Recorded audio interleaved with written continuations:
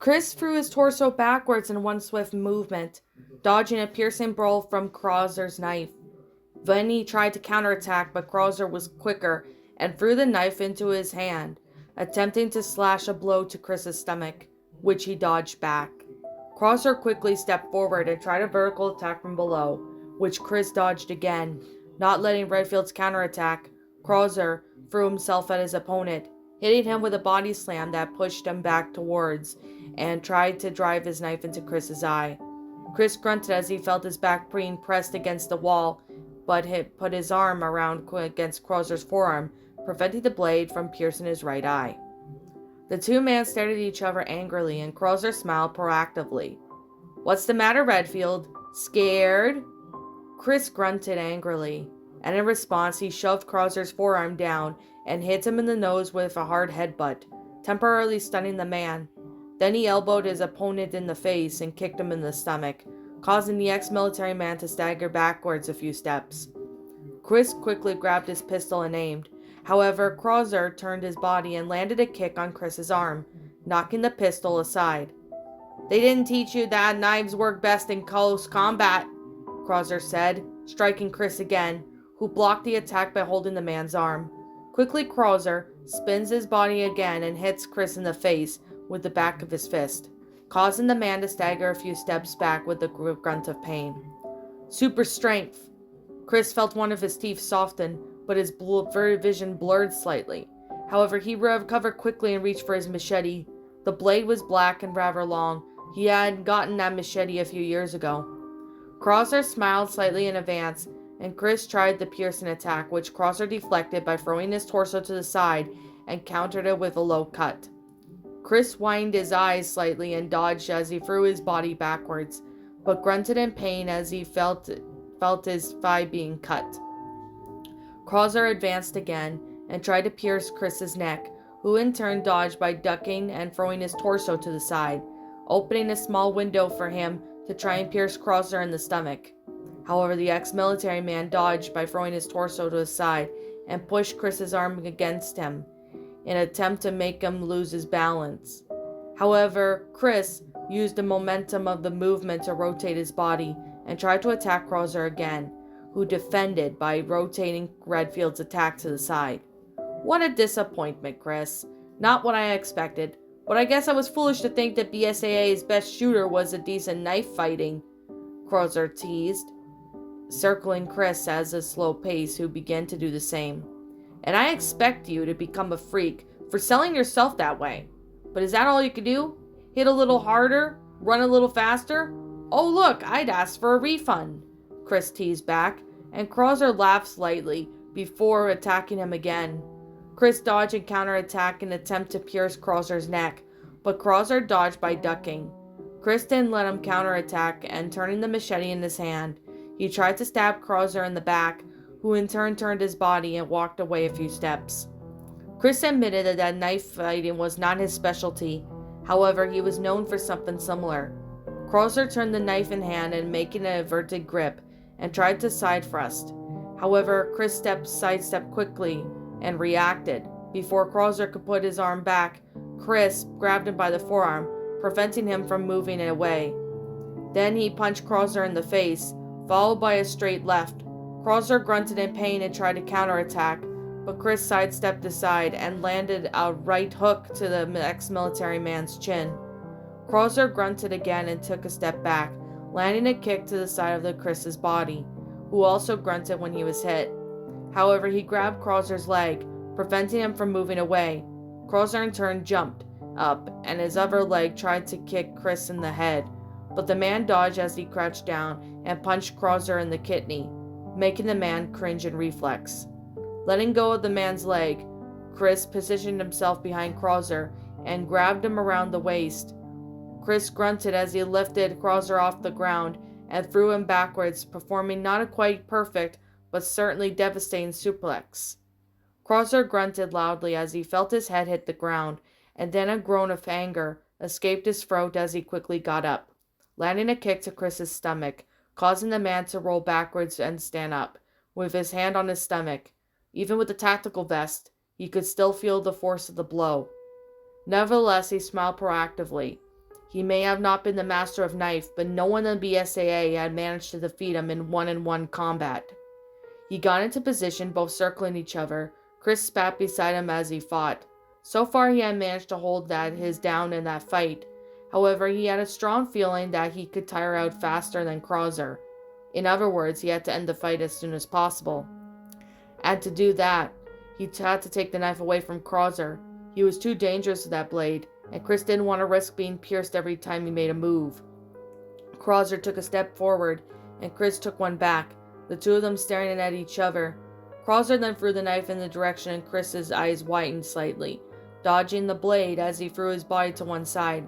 Krauser quickly jumped towards him, grabbing the knife that embedded on itself in the wall next to him, trying to slash Chris, who dodged it by jumping backwards, but grunted as he felt his forearm being cut. Not too deep, not too wide, so he just ignored the pain. However, Krauser didn't stop there. He tried to pierce the tack in Chris's neck, who held the man's arm for only Krauser to drop the knife and catch it in midair with his other hand. However, Chris was quicker and kicked him in the side of the leg, bringing him to his knees. In one swift movement, Redfield twisted Krauser's forearm, forcing him to drop the knife, and landed a knee to the man's face, who grunted in pain, but quickly recovered and counterattacked with a low kick to Chris, who jumped backwards. Still, however, on the ground, Krauser spins his body and lands a kick to Chris's stomach, pushing the Redfield backwards and heading for his knife. However, Chris quickly picks up his machete and leapt towards Krauser, trying to pierce the man's neck, who in turn rolls to the side, causing Chris to drive the blade into the ground. Krauser kicks Chris in the face and grabs his forearm, trying to get the machete. However, Chris hits him with an elbow to the face, only to receive the kick to the handle of the machete, strong enough to throw the blade and drive it to the wall. Krauser leapt up and spun his body while still in the air, hitting a spinning kick to the man's chest, sending him flying backwards and kneeling to the ground. Krauser picked up his knife and in turn turned around, only to have his blade hidden from the shot of Chris's pistol. No, not a pistol, a revolver. He continued firing at the man who was moving with superhuman speed, dodging the shots with surreal speed and flexibility, while at the same time closing in on Chris. Soon enough, Krauser kicks Chris's hand, throwing the revolver away and hitting Chris in the face, sending the Redfield crashing to the wall. However, without stopping there, Krauser grabbed him by the tactical vest and landed two more punches to Chris's face, who felt the metallic taste of blood invade his mouth and run down his cut cheek. Krauser tried a third punch, but Chris grabbed his arm and kicked him in the stomach, followed by a punch to the face with a low kick, which Krauser dodged by backflipping. Chris advanced towards the man and tried to attack him with a punch, but Krauser dodged it by using Chris's own momentum against him, causing the Redfield to go straight through. Chris gritted his teeth and turned, just in time to block a right punch from Krauser. The ex-military man attacked again, attempting a straight left, but Chris sidestepped and landed a hook on the man, stunning him briefly, but enough for Redfield to advance on Krauser, to grab him around the waist and lift him into the air until he ran with all of his might towards the wall. The rotten abandoned structure gave away easily, and the weight of the forced movement causing them to run down through another wall at another part of the factory, where Chris threw himself to the ground next to Krauser, who grunted, and he felt his back hit the ground. Krauser then landed a punch to the side of Chris's torso, who grunted in pain from the force. He landed a few more punches in a row until Chris grabbed his arm and landed a headbutt on his nose, causing Krauser to scream in annoyance and pain, and landed a punch on Chris's face, followed by a kick that made Redfield get up. Krauser also stood with his back to Chris with his hands on his nose, blood dripping down from his face. Chris had broken his nose and that pissed him off. Chris, taking advantage of Krauser's back, looked around quickly. There was some kind of office waiting room, which next was some wrecked chairs and a table. Redfield quickly ran to the side and grunted slightly, and he lifted the large wooden table. He then spun the body around, gaining momentum, and struck the table at Krauser, who started to turn, and it was full hit on the wood, which exploded on contact with his body. The ex-military man was thrown backwards. Krauser shouted angrily and got up quickly, punching Chris in the face so that Redfield barely had time to react. Krauser then hit Redfield in the stomach and grabbed him by around the waist, lifting him off the ground. Chris, realizing that Krauser was planning to throw him to the ground, he turned his body into midair and used the momentum against Krauser's movement to throw the man off of him, and they both rolled onto the ground. Krauser ran towards Chris and grabbed him around the waist, lifting him up into the air, and ran at full speed at the window.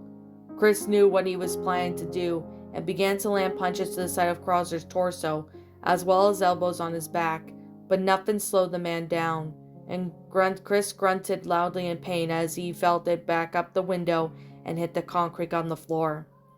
Krauser changed position, getting on top of Chris as he began to strangle him. In turn, he turned to strike Krauser's face, despite the causing damage due to the blood that flowed abundantly with each punch. Krauser simply seemed to ignore it. "Give it up," the ex-military snarled. Chris grunted as he felt his brain run out. "Go fuck yourself," he roared back, and began to strike up the elbow joint, causing Krauser's grip to loosen. And after realizing that grip had become weaker, Chris lifted his lower body and threw Krauser himself over, standing himself and coughing a little after.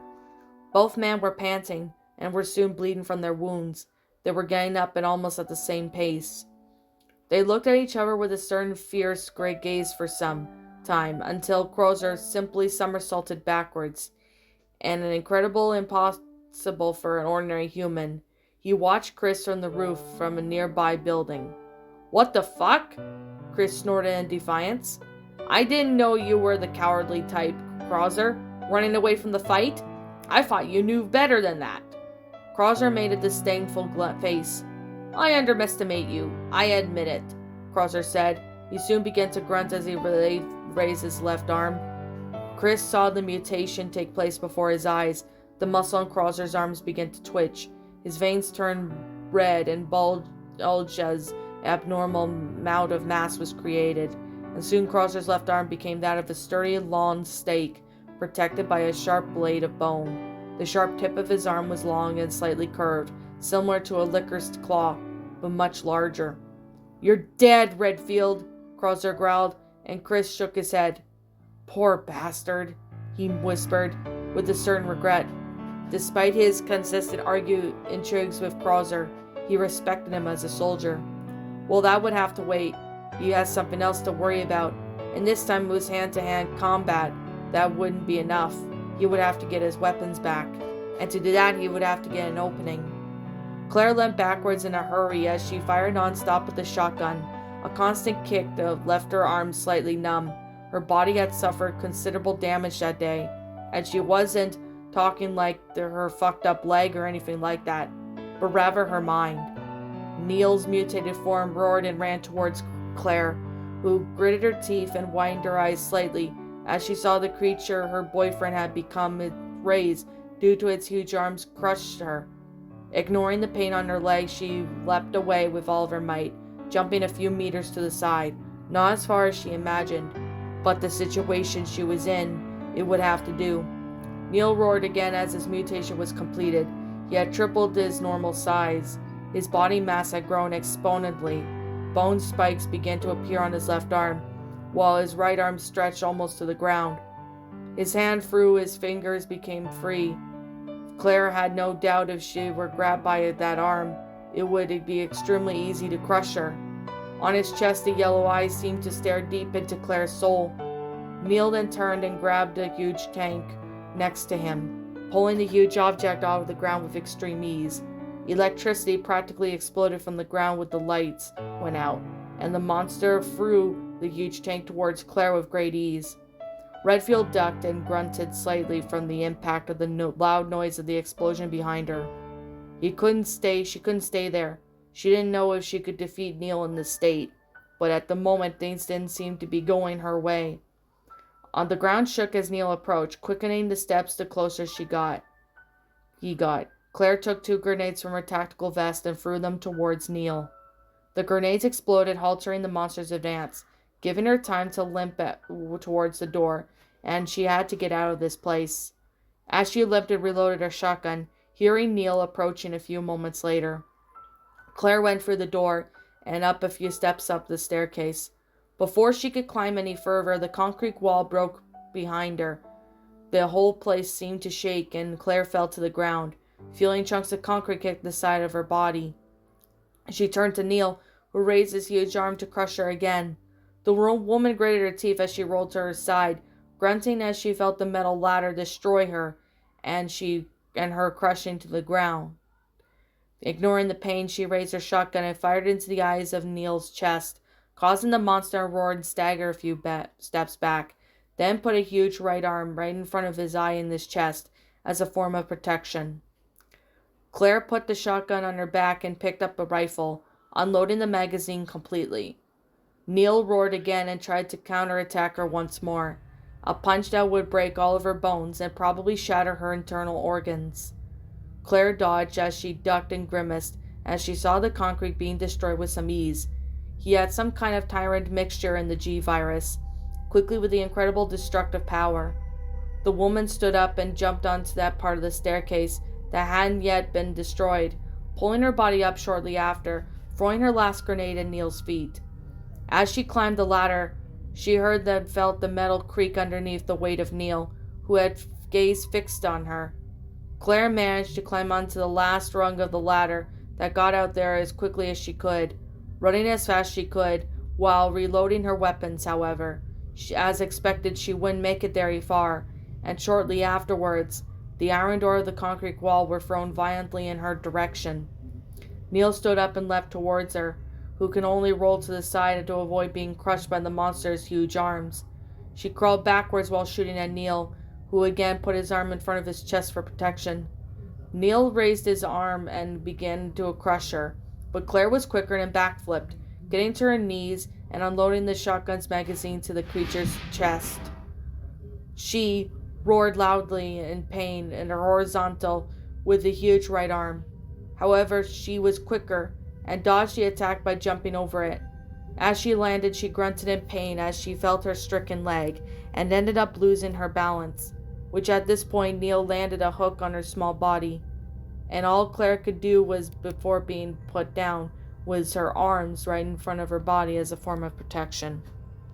The blow was so powerful that she was lifted a few meters off the ground, and while still in the air, Neil grabbed her. Neil throws her to the ground and then tosses her aside, simple, strong, and fast. Claire had spit the blood that she felt her hit the ground, and unbelievable force. She grunted as her body bounced twice more than a few meters. Her ribs were broken for sure, and her left arm most likely too, but apart from that she was alive. Something that would have been impossible, but at this point she was no longer surprised by her body's physical capabilities. She blinked a few times, spitting out some blood. Some dripped down on the side of her forehead into the center of her eyes, staining the ground red. The woman began to crawl towards the rifle that had fallen a few steps in front of her, but her speed was insignificant compared to the speed which Neil was approaching the blow. She futilely managed to grab the rifle and grunted as she began to turn around with difficulty. Her eyes watched the creature approach her in a rapid pace, ready for the final blow. She futilely raised the rifle and just one of her arm fired, unloading the magazine in the futil in hopes for more damage. Well, that only annoyed the monster, that Neil, who was soon running towards her. Claire gasped a few times, lowering the gun as she gritted her teeth and felt the thick tears run down her face along with blood. It was amazing how quickly it could just go to shit. However, she heard the sound of gunfire coming from just behind her. To her surprise, Neil staggered a few steps from the side and was hit in the knee, kneeling to the ground as he tried to protect himself from the powerful projectiles that pierced his flesh. Claire turned her head to the side, and she heard rapid footsteps approaching, and her eyes stared in surprise as the masked agent Ghost, from what Sherry said, stopped right next to her, with a Desert Eagle in his hands pointed at Neil. He didn't say anything. He just looked at her. His blue eyes seemed troubled, and they seemed to penetrate deep into hers, and she didn't even notice that they were staring at each other for a few moments. He seemed worried at first, seemed to analyze her from top to bottom, in a silent question whether she was all right. After that, his eyes took on a stronger tone, as if they were glowing an icy blue. Without saying anything, he took a bottle of herbal mixture from his tactical vest, since the ones Claire had were crushed, and handed it to her. Claire took the bottle with a trembling hand, and as soon as she did, he simply ran towards Neil without saying a word. The woman swallowed the herbal mixture with some saliva and blood. Her trembling hand wiped her wounded face, and she watched as Neil tried to crush the agent, who simply let himself slide under the creature's legs. Ghost shot Neil in the back, and the large creature had turned quickly, while brandishing its arms to strike him. A movement that Ghost had expected, dodged by crouching down. Kneeling just below Neil, he fired all of his bullets from his Desert Eagle's magazine, causing the creature to stagger again. Again, before he could reload his weapon, Neil threw himself towards him and raised both arms before trying to crush him again. Ghost dodged, throwing himself to one side, rolling on the ground as he got up and ran towards the creature once again. Neil turned and tried to land a punch to the body, but Leon dodged it by sidestepping and sliding under the creature's legs, while leaving the grenade where it had passed. The grenade exploded as soon as Neil turned around, causing the creature to stagger once more, leaving Ghost the opportunity to unload the magazine into his chest. The creature roared in annoyance and tried to grab Ghost, who rolled forward, once again going under Neil's legs and unloading his Desert Eagle. Neil then turned around at great speed, attempting to hook on Ghost, who took a few sidesteps back and threw a flash grenade at the ground. Neil roared, but on the contrary to what Ghost had fought, the creature grabbed him. Apparently Neil wasn't stunned by that kind of grenade, and Ghost just grunted as he felt his body being squeezed. However, he heard the shotgun blasts right next to him, and Neil let go after being hit by the hail of bullets from Claire, who unloaded his last magazine of the shotgun. She noticed that Ghost was staring at her as she stood up. "What? I'm tired of letting people fight for me," she said, still gasping slightly. Although she didn't reply, Ghost just turned his head to the side before firing at Neil while Claire reloaded her rifle as fast as she could. Neil roared and put his huge arm in front of his body and ran towards Claire, who was the closest.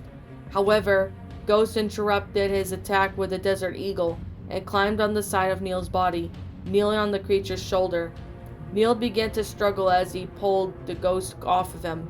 However, his left arm was much smaller than his right. He couldn't see the insect, which plunged the knife deep into the neck and hung on its back while Claire fired at the rifle. Neil struggled to move violently, and at one point he jumped high and laid still in the air, realizing that the monster was planning to do. Ghost jumped to the side before Neil hit the ground. Taking advantage of the fact that the creature was down, Ghost quickly tore his eyes out of its chest and put up the C4 and moved away. The moment Neil got up, Ghost pressed a button on the small device on his hand and the C4 exploded. Pus, pieces of flesh, and blood exploded together in a cloud of smoke. Claire put her hand in front of her face and grunted slightly at the noise, but as soon as she lowered her arm, her eyes followed Ghost, putting 2 more C4s into Neil's still moving body. She closed her eyes and felt her hands over her ears. A loud explosion even bigger than the previous one happened, and Claire almost lost her balance from the impact. Claire lowered her arms again, letting the rifle fall to the side and her legs as she surveyed of what was left of Neil's body. Just a pile of flesh, huge deformed legs. She didn't move a muscle. She didn't know exactly what to do at the moment. She didn't want to think about it too much. She didn't even have the strength to cry anymore, nor did she want to. To be honest, she wondered how she was standing at the moment, and she knew very well that it wasn't that mixture of herbs. She closed her eyes, remembering the times she had with Neil, all those conversations, the night outs together, and hope he had given her, thrown away. Maybe she wasn't good enough for that. Ghost watched Claire for a while, feelings conflicted the side of him. She also looked so tired, similar to the way she looked at him when they left Raccoon City. That must have gone through out there. She didn't even know that man with the giant infected had been, but apparently he was important to her, perhaps colleague or a dear friend, or something else. He swallowed some saliva, annoyed with himself for being so nervous. But how could he? After all the training, he felt so nervous in his presence for just one person. He didn't know what he should do, but she looked so lost, so shaken, and he felt something that he never thought would feel again. Worry. He just did that with his instincts told him. The woman was brought to her thoughts when Ghost put his hand on her shoulder. Just briefly her eyes met his, which seemed to be a little nervous, conflicted even. You should sit down. Your leg isn't looking good. His thick voice woke her up, and it had only been she struck the pain of her injuries. She turned around and stared at the small piece of dirt ahead, ignoring the sensation his voice had caused her. It sounded so familiar. She heard him following closely, and after she sat down, she watched him kneel down next to her. It almost made her roll her eyes. She usually would have taken care of it herself, but she wasn't in the mood for the moment. Without saying anything, she began to analyze her leg. Your wound has started to heal, but there are pieces of flesh still in the capsules of it, he said, and Claire ducked her head as a disdained smile appeared on her face. What a frickin' day. She began to say, not really wanting to talk at the moment. I don't suppose you have a medical kit lying around, do you? Without thinking, he took out his knife and pulled out the small compartment in the handle. There was a pair of small tweezers, wrapped in a cloth with a small bottle of orange liquid, and Claire arched her eyebrows slightly. That was curious, and there was a hidden compartment in the handle of his knife. That wasn't something you see every day. I'm going to take the pieces of the bullet out of your leg, he said, taking some bandages and a black pocket of his tactical vest, as well as a small bottle of saline. That will hurt in the meantime. I'll warn you, your brother. Claire blinked a few times as she stared at him. Chris, is he here? She asked, and Ghost stared at her for a few moments. Due to some circumstances, I'm helping him for the time being. We came together. He should be that in town now, he said, but Claire suppressed, given the groan that she had felt as saline dripped down her wounds. She lowered her head and bit her lips, feeling the tweezers penetrate her leg and search for the pieces of the bullet. Damn your leg, you almost lost your leg. Either that person who shot you had a terrible aim or a very good aim, he said, bandaging the wound for the moment. I've done what I could, but you're going to need a hospital. Ghost put the objects in his vest and stood up, watching Claire. Thank you, she said in a hoarse voice, shaking her head a little while letting out a tired sigh. Why isn't Chris with you? We were attacked by some infected. We got separated, but he's probably alive, he said, hiding the fact that Sherry was there too. If he was worried about the girl, Claire would definitely be worried, and she wasn't in that situation where she could let that happen. Probably, you don't seem very positive, she said, sighing once more. Do I have to be? If that's the case, he's not as skilled as I've heard, he said, picking up the bottles of water and handing it towards Claire, who accepted it without a second thought, and speaking of him, I better let him know that I found you. Wait, she stopped after drinking all the water in the bottle. Don't tell him yet. I have a favor to ask you. He looked at her with a neutral face, his hand still on the radio of his shoulder, but waiting for her to continue. Sherry said that your job is to kill everyone that is related to the bioterrorism. The woman who brought us there, Alex, she's responsible for all this, and I want your help to kill her, Claire said, resting her arm on his thigh as she stared at him. Ghost's eyes shone through in an orange glow. He seemed to lower his hand from his radio. A woman called Alex, huh? Who knew? He said. He shook his head and let out a nasal laugh. If this Alex is who I think she is, then I definitely should warn your brother as well as soon as possible. Claire blinked a few times, staring at him, waiting for him to continue. Alex Wesker, Albert Wesker's sister. My team and I were aware of some hiding places she's been using over the last few years. We had plans to go after him. Albert was the main priority, of course, but we've already had him in this mission in mind. Claire lowered her gaze to the floor, her eyes distant. Well, it made sense then. What the hell? She said with a sigh. We really need to kill her now. That's our priority. Ghost shook his head. I agree, but Redfield, there is no we. You are in no condition to keep wandering around in this island. Claire blinked a few times. What? You're kidding me. She stood up while raising her voice. Do you have any idea what she's done? Not just to me, but thousands of other people. It must be horrible things, for sure, but you're in no condition. Oh, screw that. What are you planning to do? Leave me alone here waiting for Chris to come and get me? She almost shouted, feeling her heart almost pounding in her chest in frustration. I would never do that. I'll take you to your brother, and he'll take you to safety where I call my team and go after Alex myself. She shook her head, her eyes wide and not believing. Are you kidding me? I have no reason to do that, Redfield.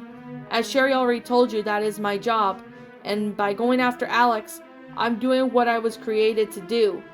Claire took a few deep breaths, running her hands nervously through her hair. Okay, look, I can help. No, you can't, not with that leg. But I can't be just left behind in this frickin' hospital bed while you're sitting there and fighting that bitch. I'm sure your brother would like that idea very much, and it's what's best for you. She clicked her tongue in irritation. And since when do you know what's best for me? I know what's best for civilians. Oh, so I'm just a civilian now? Training or not, you're not part of any military institution. Your career doesn't follow that area. You're not a soldier of any kind, so yes, you're a civilian. And right now, I'm just doing what I'm supposed to do in that situation with civilians, get them to safety, Ghost said, his tone controlled, neutral, perhaps a little cold at times, strictly professional. And perhaps that's exactly what was irritating Claire so much at the moment. I don't care about this freaking procedure. I'm going with you, and if you don't let me go, I'm going alone, she said, her tone now a little lower, but still venomous and acidated, almost making Ghost sigh. Miss Redfield, I don't think you can get past me, especially in the state that you're in. As I said, I'm going to take you to Chris, and if he can't come here at the moment, I'll stay with you until he arrives. That's what I promise, he said. Chris shouted. She shouted in frustration, grunting slightly from the pain as she suddenly moved her leg. Ghost watched her for a few moments. He felt a little bad, which didn't make any sense since it was only for the best. Oh, but you're going to regret this so much. What happened to all your training, Agent? He shook his head and picked up the small bottle with the orange liquid. Agent, this is a bad idea. Are you really going to throw away everything you've learned over the years? Out of what sense of compassion? For Christ's sake, it's only been a few nights, not even a week. He simply ignored what his agent's side was telling him as he held the bottle to Claire, who looked at him with some confusion. What the hell is that? That's a special mixed, used for longer missions for our agents suffer massive damage. It's twice as stronger as regular herbal blend. Plus it energizes you due to the caffeine, so you won't feel any more pain, no matter what the injury. Claire took the small bottle, and a slight frown formed on her face. Okay, what consequences? She said, opening the small lid. First, none. And if after a few hours you'll feel heavy footsteps asleep for a while, and when you wake up you may feel a little dizzy, blurred vision, and very, very thirsty. But that's all. The only problem is with the constant use. Claire drank from the bottle and waited. In a matter of moments she felt her body warm. The pain disappeared and she felt energized, as if she had just woken up after a good night's sleep. She felt good. Very good. She stood up and looked down, no longer feeling the pain in her leg and her broken ribs, which were probably already healing. I'll tell your brother. You've got about 5 hours. After that you'll sleep no matter what. Claire walked over and picked up the rifle that lay on the ground, checking the empty mag afterwards. Well, we better find Alex before then, she said. Ghost cracked the bones in his neck, wondering if it's a good idea to have done that. Well, it's done. Ghost Purgatory, do you copy? He said. He stared, walking and waving at Claire to follow. Ghost, any problems? Claire, despite being a few steps further back, she could hear the conversation they were having, and just stayed silent while he talked to his people. More like opportunity. How's Reaper? Reaper, the other agent? Sherry had mentioned him that time. He's fine. You know that he recovers quickly. He's asleep at the moment. From his voice, it was a woman on the other end of the radio. Well, it's unfortunate we're going to have to wake him up. It's possible that Alex Wesker is on this island. I need you to find everything you can about the island. Find out that Alex's location. If it's possible, we'll send a spy helicopter and a team of 5 to Consideration Trap. If Alex is there, I bring everything. I want her dead and on this island destroyed, he said. And Claire could hear the woman starting to type something, even though she was far away. Starting to investigate. I would need you to be more faster. I should contact you within a few hours, the woman said, and Ghost sighed. It will have to be enough. I'll call you if I find anything. Ghost out. He cracked the bones on his neck more as he changed the radio channel. Redfield, are you there? He called over the radio and waited for some time, but there was no answer. Valentine, Lucini, he tried again. Ghost, good, where are you? Jill asked over the radio. In the background, they can hear the sound of gunfire. They were probably dealing with some infected. Outside the city near the crash site. To be honest, I wanted to go home, but little Redfield here wanted to go walk in the city. Claire looked at him with an arched eyebrow. She didn't know that he had a sense of humor. You found her? Really? Can I talk to her? Jill asked, and Ghost turned to Claire, who came by a few steps. They both looked at each other for a moment as they could hear the sound of gunfire coming from the background. Jill? Oh, good, Claire. Thank God. You have no idea you've worried us. Claire smiled slightly at the woman's preoccupied manner as she looked around. Apart from the infected and the situation in general, this place had a certain charm. It could have been peaceful. Sorry, they took me by surprise, she said, and ran a hand through her hair. I'll come find you, okay? Ghost, call me when you get close to the city. I'll set the flare. That's fine, but Jill, we're hearing gunfiring. What's going on? Claire asked, a little confused and grimaced. We're going to Chris. We got separated by some infected and Krauser showed up. Claire straightened her posture, immediately her eyes wide. Krauser? That piece of shit is here? Fuck, he's the one who brought me here, she scolded. We figured. Parker is going there and is going to find you. Any sign of Sherry? Claire grimaced at the Ghost, who shrugged. Is Sherry there too? Oh, Claire, come on. Do you really think she'd stayed that behind? Claire sighed. Of course not. No.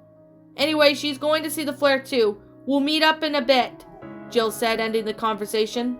Why didn't you say Sherry was here? Claire asked, as soon as they were walking again. Because it wasn't important at the moment, and you didn't seem any condition to be worried, he said, casting a quick eye over the area they came in. A part of the forest had several full infected bodies scattered around the ground. Worried? More like surprised. I didn't think Chris would let her come here. She watched and picked up the knife that headed towards the infected for Veron. He didn't speak up behind the infected, and ended up being noticed.